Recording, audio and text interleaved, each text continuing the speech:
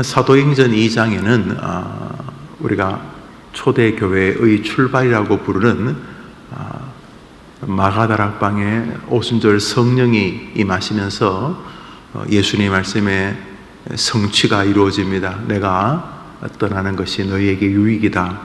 내가 떠나면 너희에게 또 다른 하나님을 보내줄 텐데 그분은 너희들을 위로하는 이다. 보혜사, 권면하는 이다. 이런 뜻입니다. 그래서 보혜사라는 단어에 가장 적합한 교회의 임직 이름은 권사입니다. 권사, 권한다, 위로한다는 뜻을 가지고 있습니다. 교회에서 권사라고 하는 직책을 우리 교단이 세우게 된 이유가 바로 예수님의 구속사역과 함께 교회에는 위로와 권면의 사역이 필요하다고 인정했기 때문입니다. 그래서 항종직을 세울 때에 권사라고 하는 직책을 세우는 것은 저는 성경적이라고 생각을 합니다. 오순절 마가다락방에 성령이 임하시면서 교회가 시작합니다. 교회의 생일이라고 불러야 할 것입니다. 물론 그전에도 교회적 형태를 가지고 있었습니다. 예루살렘 성전이 다윗 그리고 솔로몬에 의하여 지어지기 전에도 이미 이스라엘 백성들이 출애굽할 때에 성전적 요소인 성막 중심 생활을 했었고 법궤를 중심으로 한 성막에서 하나님이 친히 임재하시고 말씀하시고 법궤 자체가 하나님의 말씀인 십계명을 담아 두었다는 측면에서 초대 교회의 말씀 중심의 교회관이 이미 초대 교회 이전 수천 년 전 광야 시절에도 이미 있었다는 것을 알 수가 있습니다. 그럼에도 불구하고 예수께서 말씀하신 성령으로 인한 새로운 교회, 예수 그리스도의 구속으로 이루어진 감격의 공동체로서의 교회를 우리는 마가다락방의 성령 임재인 사도행전 2장 본문으로 보게 됩니다. 사도행전 2장에서 베드로를 비롯한 모든 이들에게 성령이 임할 때에 베드로가 구약 성경 요엘서를 중심으로 설교를 하게 됩니다. 젊은이들과 늙은이들이 꿈과 이상을 가지게 되는 거죠. 하나님을 위해 살고 싶다는 꿈이죠. 무슨 일확천금하겠다 그런 꿈이 아니라 하나님을 위해서 한 인생을 살아드리고 싶다. 결국은 암이나 뇌경색이나 교통사고나 그런 방식으로 죽을 텐데 그렇게 죽기보다는 남은 생에 주를 위해 살다가 주를 위해 죽고 싶은 꿈이 생긴다는 거죠. 전설적인 설교자였던 조지 휘필드라는 사람이 어차피 부서질 몸뚱아리 부서져서 사라지기보다 지우개 주님을 위해서 달아서 없어지고 싶다. 참 멋진 말입니다. 어차피 사라질 인생 그냥 어느 날 갑자기 퍽 이렇게 죽기보다 남은 생에 하루하루 주를 위해서 달아서 사라지고 싶다 이렇게 말했는데 하나님께서 거룩한 성령이 임하시면 우리가 꿈을 꾸게 되는 젊은이나 늙은이나 꿈을 꾸게 되는데 젊은이는 젊은이대로 늙은이는 늙은이대로 아이고 내 인생 아직 구말린데 내가 뭐든지 할 수 있다 이런 꿈이나 아이고 이제 다 살았는데 내가 뭐 하겠나 하는 이런 어두움의 마음이 아니라 남은 생에 젊을 때 못하던 일 이제 늙어서 마음껏 주를 위해서 할 수 있겠구나. 젊어서는 하고 싶어도 할 여력도 없고 힘도 없고 시간도 없었는데 이제 내 몸의 시간이 조금씩 줄어드는 이때에 내가 그 20대 30대 그렇게 주를 위해 사시던 사람들이 부러웠는데 이제 내가 주를 위해서 내 인생을 드리고 싶다 이런 꿈이 생긴다는 거죠. 뭐가? 성령이 임하시면 그렇게 된다. 이렇게 이제 베드로가 요엘서를 중심으로 설교를 하고 초대 교회에서 만날 때마다 사람들에게 말씀을 전하게 됩니다. 그래서 초대 교회에서 역사가 일어날 때 보편적으로 첫 번째 선도적 역할을 한 것은 말씀입니다. 말씀이 선포되어지거나 말씀이 회중들 앞에 씨로 떨어질 때에 그 말씀이 발화를 하는데 그저 한 알이 떨어지면 한 알이 맺히는 게 아니라 한 알에 떨어지면 30배가 맺혀집니다. 30배. 여러분 1년에 30배만 수확을 거두어도요 한 100년이면 지구상의 거의 모든 돈을 다 그 사람이 가진다고 하죠. 1년에 30배. 1년에 뭐 3%만 회사가 성장해도 좋겠다. 우리 교회를 지은 어떤 그런 중견 하도급 순위 100위 안에 드는 튼튼한 그런 기업도 1년에 3%만 성장해도 좋겠다. 그런 말을 하시더라고요. 그런데 1년에 30%면 3,000배인데 1년에 30%씩 증가를 하면 누구라도 지금 한 달에 30만 원밖에 못 버는 사람도 1년에 30배씩만 증가를 하면은 100년이 가기 전에 지구상의 거의가 아니라 크면 뭐 하여튼 모든 돈을 다 끌어서 그 사람을 줘도 줄 수가 없을 만큼 엄청난 거죠. 1년에 한 달에 1년에 60배, 1년에 100배만 거두어도 이거 뭐 상상을 초월합니다. 1년에 2배, 100%만 성장해도 사람들은 아이고 현대자동차가 1년에 100% 성장했대. 삼성전자가 1년에 100% 성장했대. 야, 1년에 100%씩만 성장해도 상상을 초월하죠.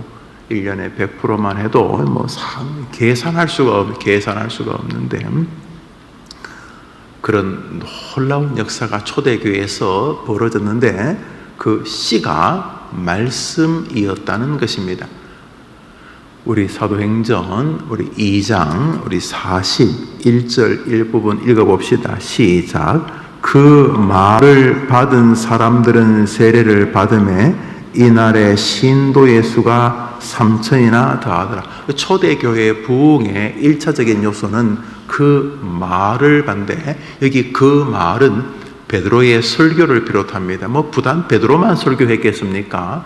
베드로도 설교하고 이제 그 뒷장에 보시면 스데반 집사님도 설교하고 그 쌀 나눠주라고 안수 집사님 세운 것은 교회 이렇게 좀 뭐라고 할까요? 뭐 쌀 나눠주고 구제하고 교회를 돌보고 뭐 청소하고 뭐 이렇게 왜냐하면 베드로, 안드레야 이런 분들은 설교하고 뭐 기도하고 뭐 늘 기도해달라는 분들이 인산인해를 이루었을 것이고 얼마나 베드로에게 이 교회에서 설교해달라 저 교회에서 설교해달라 우리 집에 신방해달라 뭐 얼마나 바빴겠습니까? 그러니까 베드로와 안드레, 야고보와 이런 분들이 말씀을 선포하는 일을 하다 보니 교회를 누가 좀 돌보긴 돌봐야 되겠죠. 그러다 보니 우리 평신도 성도인 스데반, 빌립 이런 분들을 세웠는데 이분들도 뭐 그런 일 했겠지만 이분들도 그 말씀의 능력을 알아가지고 이분들도 길에서 사람들만 모이면 말씀을 스데반 집사님이 길에서 설교하다가 돌에 맞으셨잖아요.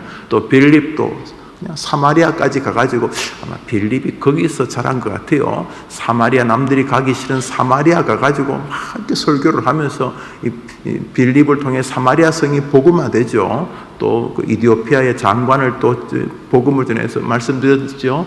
아프리카 거의 모든 나라가 이슬람 국가면 최소한 90%에서 70%까지가 그 나라의 종교가 이슬람입니다. 뭐 기독교 한 5%, 또 토속 종교 한 5%뭐 그렇게 되어 있는데 이디오피아만 기독교가 50%를 넘습니다.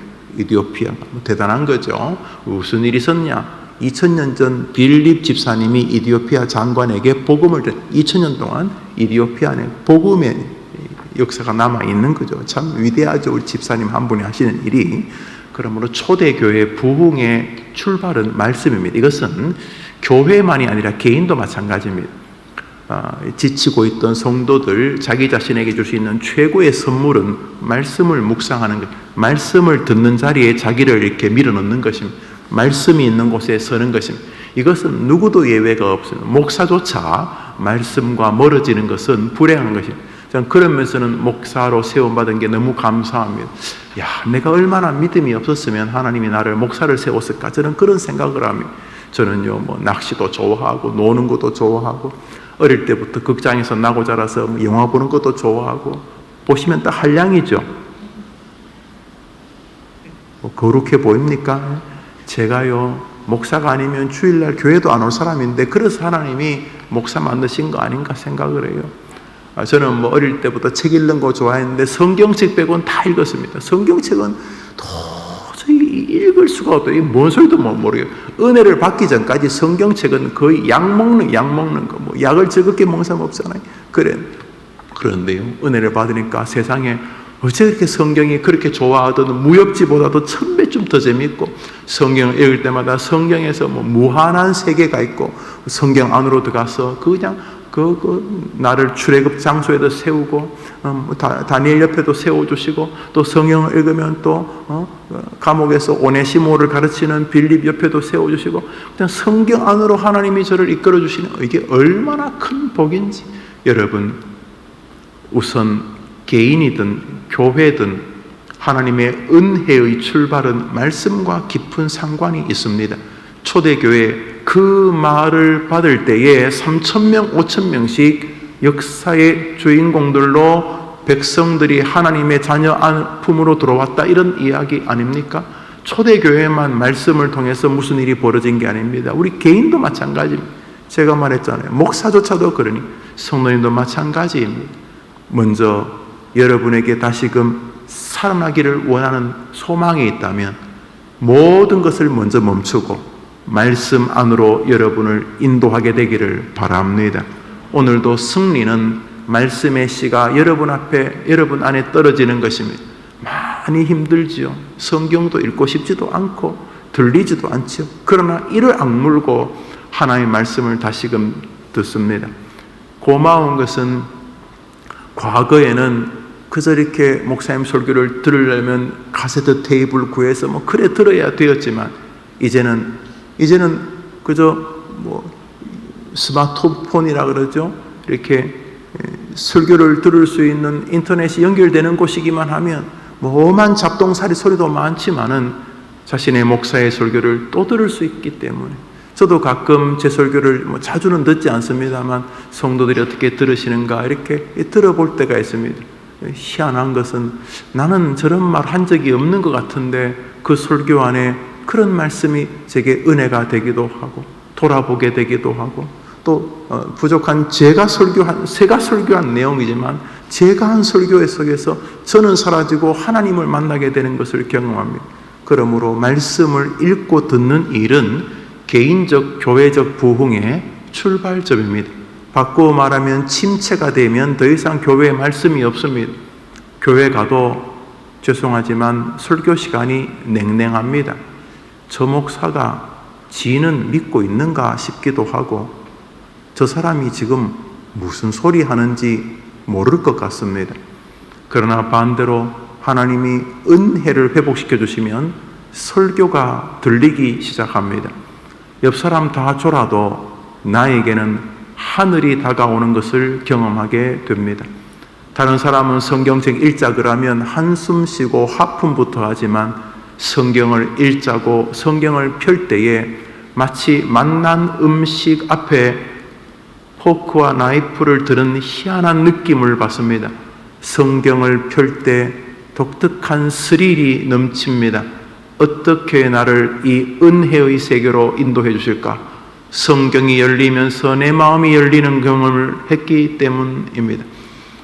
교회적이든 개인적이든 가정적이든 축복의 출발은 말씀이 들리는 것입니다. 오늘 하루 여러분에게 말씀의 은혜가 있게 되기를 바랍니다. 초대교회는 말씀과 함께 교회 부흥에, 교회를 강건하게 만드는 아주 중요한 요소가 있었습니다. 42절을 같이 읽겠습니다. 그들이 사도의 가르침을 받아 서로 교제하고 떡을 떼며. 여러분, 교회에서 교회가 건강하기 위해서 반드시 아무리 강조해도 부족함이 없는 반드시 있어야 될 것이 성도가 서로 교제하는 것입니다. 그런 면에서 우리 교회는 좀 아쉽습니다. 이미 수천 명이 모이는 교회가 되었기 때문에 10명, 20명 모이는 교회와는 또 다른 교제의 사각지대가 존재할 가능성이 높습니다. 어떤 분은 그렇게 말합니다. 목사님 설교만 은혜로우면 돼요. 목사님 설교 은혜 받으면 웬만한 건 다 이길 수 있어요. 100% 맞는 말이지만 100% 틀린 말이기도 합니다. 무슨 말이냐 하면 초대교회가 하지 않은 것을 한국교회가 시도하려는 것입니다. 설교 중심의 교회만 되는 것은 위험합니다. 말씀 중심은 굉장히 맞는 말이지만은 절반만 맞을 가능성이 높습니다. 우리 그 성경 구절 염두에 두고 뒤로 좀 내려가셔서 46절, 47절 두 절을 읽겠습니다. 시작. 날마다 마음을 같이하여 성전에 모이기를 힘쓰고 집에서 떡을 떼며 기쁨과 순전한 마음으로 음식을 먹고 기쁨과 순전한 마음으로 떡을 떼고 음식을 먹는 일이 왜 성경에 기록되어야 됩니까? 교회에서 앉아서 같이 김밥 먹고 떡볶이 해 먹고 봄, 가을에 우리 음악제 만들어서 우리 1000명, 2000명씩 바베큐 파티하고 이런 거 그거 에피소드 아닙니까? 그거 구역 예배, 우린 정원 모임 이런 거 또 서로 우리 어머니 기도회 마치고 같이 밥 먹고 누가 또 생일이라고 한 20명 짜장면 사고 그 재미난 일이긴 하지만은 그게 무슨 신앙입니까? 그게 무슨 성경에 기록될 만한 일입니까? 그거 성경에 기록될 만한 일입니다. 교인들이 교회를 오래 다니지 못하는 1위가 말씀의 은혜가 안 된다. 맞을 것 같습니다. 그러나 저는 크게 동의하지 않습니다. 말씀의 은혜가 안 돼도 하나님이 다른 방법으로도 은혜를 주실 수 있는 분이기 때문입니다.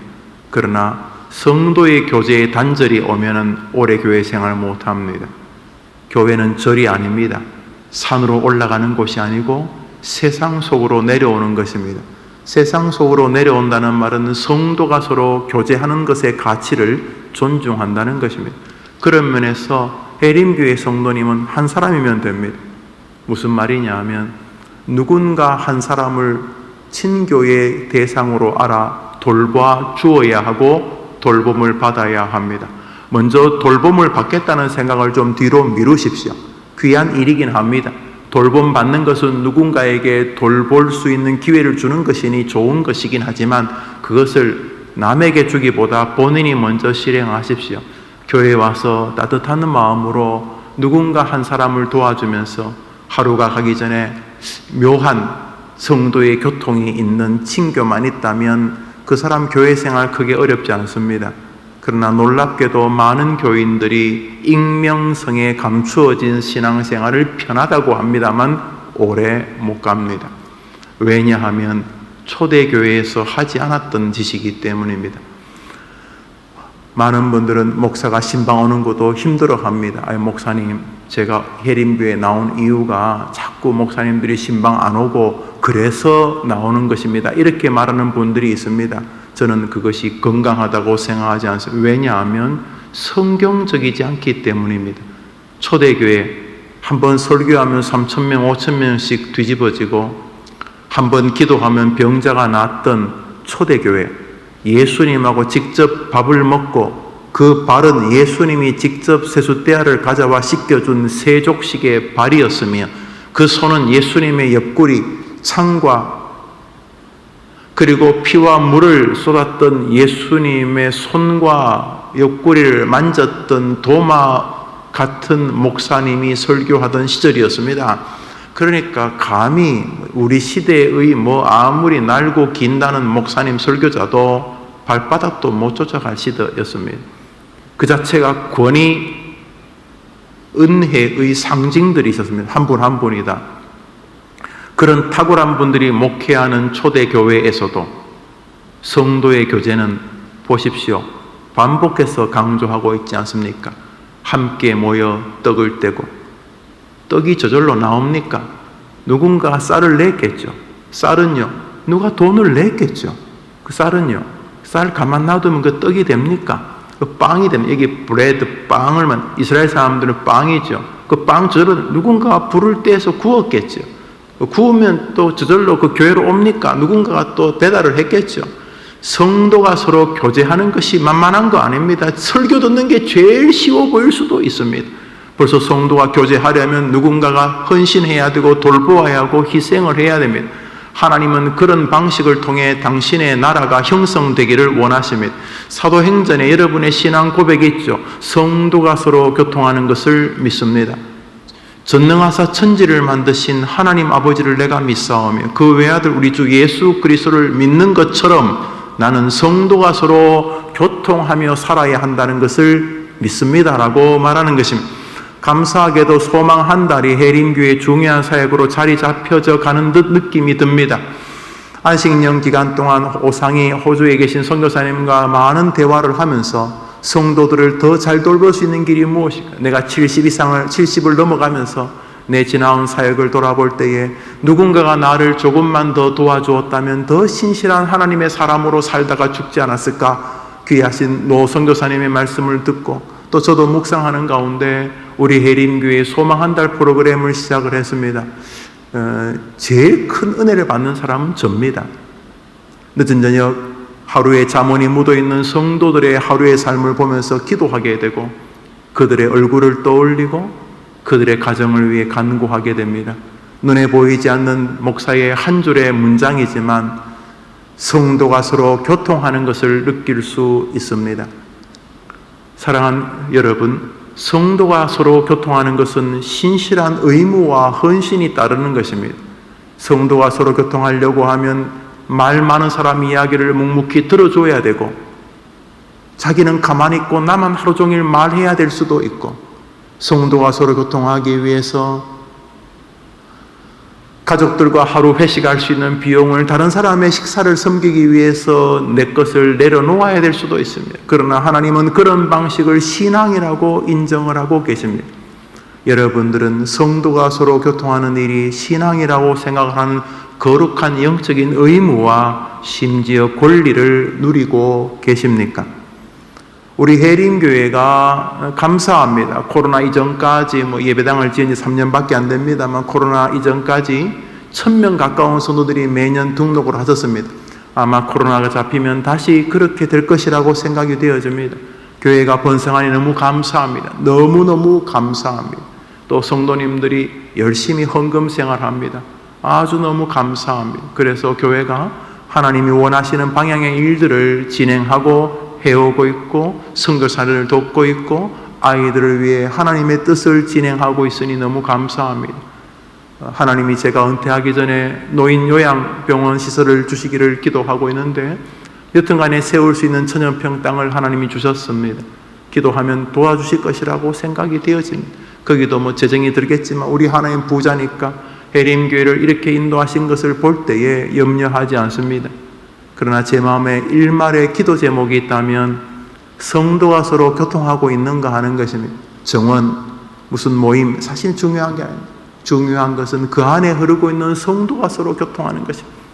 일주일에 하루 정도 교회에서 모여서 같이 아이들과 함께 웃고 교제하고 이야기하고 신앙을 나누고 말씀을 나누고 서로 격려하고 한 달에 한두 번 모여서 부부가 서로 이야기하고 서로 대화하고 식사하고 교제하고 은혜 받았던 말씀을 서로 나누고 또 기쁠 때 서로 문자를 주고받고 또 슬플 때 서로 곁에서 손을 잡고 기도해주고 하는 이런 성도의 교통을 목사화하기는 어려우실 것입니다. 우리 교육자들이 적지 않지만 그 또한 어려울 것입니다. 훨씬 더 많은 하나님의 백성들이 바로 여러분들입니다. 그러므로 성도가 서로 교통하는 일은 초대교회가 건강해지는 방법이었습니다. 이것은 개인도 마찬가지입니다. 우리 개인도 하나님의 말씀의 은혜를 받는 게 시작이면 일단은 그 시작입니다. 말씀의 은혜 안 받고 교제만 하면 이것도 굉장히 괴물되기 때문에 말씀의 은혜가 있고 성도가 서로 교통하는 일이 있어요. 여러분 어떻습니까? 아마도 이 둘 중에 하나가 문제가 생기면 교회 생활이 외로워집니다. 말씀의 은혜를 받지만은 복도를 걸어 나갈 때 서로 언니, 누나, 오빠, 집사님, 권사님, 나는 사막의 외딴 섬 같습니다. 예배 시간이 제일 즐겁습니다. 엘리베이터에서부터 벌써 어색하기 짝이 없습니다. 나를 제외한 모든 사람은 다 한 가족 같습니다. 나는 외딴 섬입니다. 만일 그런 사람이 한 달, 두 달 계속 두게 둔다면 그 사람이 나쁜 게 이 교회가, 이 해림교회가 나쁜 교회인 것입니다. 어떤 교회 가니까 그 교회는 무슨 성만 가진 사람들이 교인 절반이, 그건 이상한 교회입니다. 어떤 교회는 가니까 어떤 특정한 부류의 사람들만 이건 정말 도저히 이해할 수 없는 교회입니다. 그러므로 성도가 서로 교통하는 것에서는 권리와 의무가 존재합니다. 일본 사람이 쓴 자살에 관한 책을 읽어보았습니다. 자살 권위자라고 해서 읽어보니 내용은 간단합니다. 사람이 자기와 진심으로 교제하는 사람, 다시 말해 사랑을 나누는 사람이 한 사람만 있으면 안 좋은데, 한 사람만 있으면, 마지막 자살을 시도할 때는 엄마, 아빠, 가족, 자식까지도 다 외딴 섬이 된다는 거예요. 외딴 섬. 그러나 진심으로 가슴 깊이 성도의 교통이 있는 한 사람만 있어도 안 죽는다. 한 사람이 마지막 날이 없다. 마지막 날에는 그 가장 참 세상에서 가장 아름다운 단어죠. 엄마. 그 엄마도 멀어져. 엄마도 애틋한 감정이 없는 건 아니지만 엄마도 깊은 사랑인 한 사람만 있으면 안 죽는다는 게 저는 참 동의가 되어졌습니다. 여러분, 중요합니다. 초대교회 부흥에는 첫째로 말씀이 있었습니다. 사도행전을 보시면 느낄 수 있습니다. 두 번째로 성도의 교통, 성도의 교제가 있어요. 함께 모여 떡을 떼고 서로 위로하고 서로 교제하는 것, 특히 먹는 것 중요합니다. 어떤 목사님이 목회는 먹회라, 같이 모여서 밥 먹는 거 중요하다. 저는 동의합니다. 세 번째 교회 부흥의 요소가 있습니다. 42절을 읽겠습니다. 42절을 읽습니다. 읽읍시다. 시작. 그들이 사도의 가르침을 받아 서로 교제하고 떡을 떼며 오로지 기도하기를 힘쓰니라. 초대교회 부흥의 세 번째 요소는 바로 기도에 힘쓰는 성도들이었습니다. 기도에 힘쓰는 개인입니다. 설교를 맺으면서 하루를 출발하려 합니다. 사랑하는 여러분, 교회의 부흥에는 말씀과 교제와 기도가 있습니다. 부흥이라는 것이 꼭 숫자적으로 많아지는 것만 말할 수 없는, 물론 굉장히 중요하며, 왜냐하면 그 숫자가 개나 소가 아니지 않습니까? 그 숫자 한 명 한 명이 다 하나님의 영혼이기 때문에 교회가 커지는 것은 굉장히 귀합니다. 그러나 부흥이라고 하는 것이 인구가 몇 명 없는 도시에 그 인구를 다 끌어모아도 몇 명 안 되는 그런 도시에 부흥이 어떻게 하겠어요? 그 동네 사람이. 백령도는 기독교 퍼센트가 굉장히 높은 지역입니다. 백령도의 교회가 8개인가 9개인데 다 100% 우리 교단 교회임에 신기하죠? 백령도에 100년이 넘은 교회들도 여러 개 있던데 그 백령도에 교회가 8개인가 9개인가 있는데, 김 장로님 8개인가 9개인가 있죠? 9개. 저분이 그래 무조건 맞아요. 9개가 있는데 100% 우리 교단 교회. 그리고 그 9명이 서로 모여서 목사님들이 테니스도 치고 그러시더라고요. 한번 제가 그 부흥회를 한번 거기 인도하러 갔었는데, 그 9개 그 백령도 마을이 이렇게 있는데 그 마을에 교회가 하나씩 있기 때문에 옆에 동네 사람들이 다른 교회 못 가요. 왜냐하면 그 목사님들도 다 친척이에요. 다 형님, 동생 이렇게. 그래서 그 지역 사람들이 다야 백령도가 사람을 끌어올 수도 없고, 그러니까 그 교회 부흥이라는 것은 그 교회 동네 사람들 다 전도하는 게 부흥이죠. 그러니까 수적인 제한은 틀림없어요. 더 이상 늘어날 수도 없으니까, 사람이 다 하니까. 그런데 중요한 것은 부흥의 핵심적인 요소는 여전히 똑같습니다. 세 번째로 한번 다시 말씀, 성도의 교제, 간절한 기도. 교회가 부흥하는 요소는 필요합니다. 그러므로 새벽 예배 나와 기도하신 여러분들은 이 교회에 어떤 면에서 가장 귀중한 용사들이십니다. 새벽에 나와 교회를 위해서 또 여러분의 담임 목사를 위해서 기도하시는 이런 일은 이 강력한 세상 속에서 한 허약한 담임 목사가 목회를 할 수 있는 견인차적인 힘이기 때문에 이건 너무너무 귀한 것이죠. 그건 교회적으로도 그렇습니다. 개인적으로도 마찬가지예요.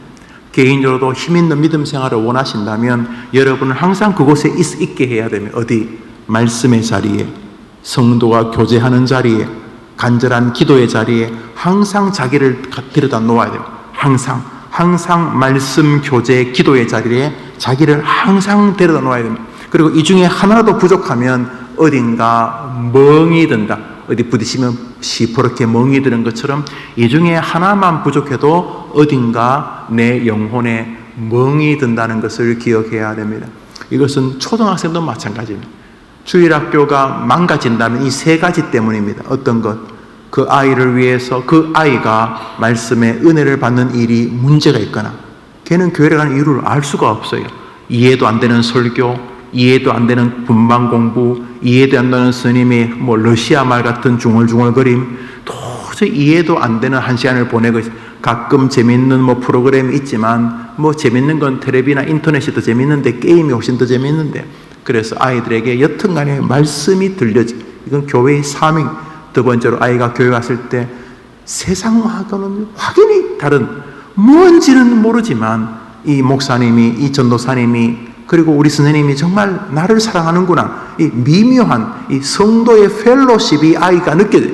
그리고 교회 왔을 때 다른 데서 느낄 수 없는 아주 독특한, 교회에서 복도에서 아저씨, 아주머니, 할머니, 할아버지가 만날 때 나는 그분 잘 모르는데 그저 내가 이 교회에 나온다는 것만으로도 그 엘리베이터에서 복도에서 우리 장로님 권사님들이 야 너는 우리 교회의 꿈이다, 희망이다, 너는 우리 민족의 기둥이다, 하나님이 너를 축복해, 내가 너를 위해 기도해주마, 하이파이브 하면서, 하여튼 교회에 나올 때 그 아이가 뭔지는 모르지만 성도가 서로 교통하는 즐거움이 있어야 합니다. 세 번째로 기도입니다. 교회 왔을 때 자기 자신을 위해서 누군가가 기도해주고 있다는 독특한 느낌이 필요하고, 본인도 다른 데서는 하지 않는 엄마, 아빠, 자기와 자기 앞길을 위해서 기도하는 것이 독특하지만 은혜롭고 또 감미로워야 합니다. 이건 초등학생에게도 필요합니다. 중학생, 고등학생은 말할 것도 없고요. 40, 50, 60, 70, 80도 마찬가지. 목사님, 집사님, 장로님, 권사님 다 똑같습니다. 여기 이 세 가지가 부족하면 반드시 멍이 듭니다. 말씀의 은혜를 못 받은 장로님, 말씀의 은혜 못 받은 목사님, 말씀의 은혜 못 받는 권사님, 증상이 다 비슷합니다. 성도의 교제가 단절되거나 성도의 교제를 별로 중요하지 않게 생각하며 교회 다니시는 분, 똑같은 증상이 발견됩니다. 마지막으로, 한때는 기도했지만 더 이상 기도하지 않고도 한 주간을 능히 이끌어가면서 보낼 수 있는 분들도 역시 똑같습니다. 마음의 영혼의 멍이 들게 됩니다. 초대교회 부흥에는 이 아주 아름다운 세 가지 요소가 있었습니다. 말씀과 교제와 기도입니다. 한국 교회도 회복되어야 될 게 이것입니다. 말씀과 성도의 교제와 기도입니다. 그런데 요즘은 뭔가 자꾸 위험해지는 교회들이 많습니다. 교제를 개발해서 뭐 제자 훈련 이라면서 결국 성도들이 성도끼리 서로 나누고 교제하고 말씀을 이야기하게 하는 것이 중요합니다. 그러나 여기 말씀에 대한 권위가 훼손되어질 가능성이 있습니다. 나도 말씀을 가르치니 굳이 꼭 목사만 설교할 필요가 있나? 그래서 결국은 권위적 말씀에 병이 듭니다. 하나를 강조하며 생긴 병폐입니다. 기도를 강조하는 교회를 가봅니다. 좋은 일입니다. 기도를 강조하면서 거기는 성도의 교제와 말씀을 약화시킵니다. 기도가 주는 독특한 즐거움 있고 영적인 엑스터시가 있습니다. 기도하면서 경험해 보셨을 것입니다. 후련하고 눈물 나고 즐겁고 방언하고 감사가 있습니다. 그러나 기도만을 강조하면 똑같은 병이 생기게 됩니다. 특별히 개혁교회 오직 말씀, 이렇게 설교, 성경, 교리 중심의 교회는 또 그 교회가 장점이 있지만 아주 위험한 요소를 내포할 여지가 있습니다. 그러므로 건강한 교회, 건강한 교인은 말씀, 교제, 기도에 늘 자기를 세워두어야 하는 것입니다. 오늘 여러분이 그런 사람이 되기를 바라고, 여러분을 통해 여러분 주변의 사람들이 그런 은혜를 입게 되기를 바랍니다.